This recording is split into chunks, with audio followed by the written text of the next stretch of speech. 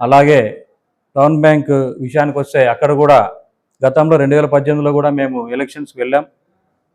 అప్పుడు కూడా ఉన్నటువంటి ఎమ్మెల్యే గారు స్టే తీసుకొచ్చి అప్పుడు కూడా అడ్డుపడడం జరిగింది. అలాగే ఇప్పుడు కూడా జరిగినటువంటి ఎన్నికల్లో లోపాలు ఎన్నో ఉన్నాయి. ఎన్పిఏ ఉన్నటువంటి వ్యక్తిని డైరెక్టర్గా ఎన్నుకోవడం ఇది తగదని వాళ్ళకి తెలియజేస్తున్నాం.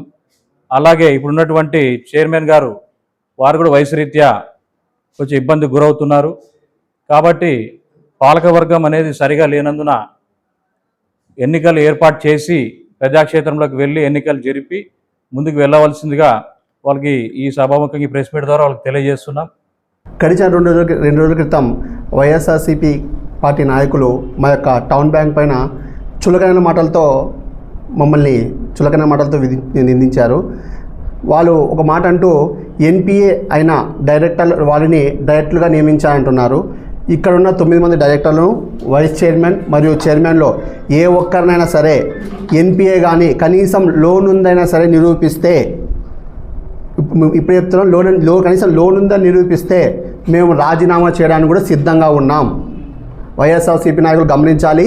వాళ్ళు నిరూపిస్తే మా 9 మంది డైరెక్టర్లు, మా వైస్ చైర్మన్ మరియు మా చైర్మన్లో కనీసం లోన్ ఉందని నిరూపిస్తే మేము ప్రమాణస్వీకారం తర్వాత లోన్ ఉందని నిరూపిస్తే రాజీనామాకు మేము సిద్ధం.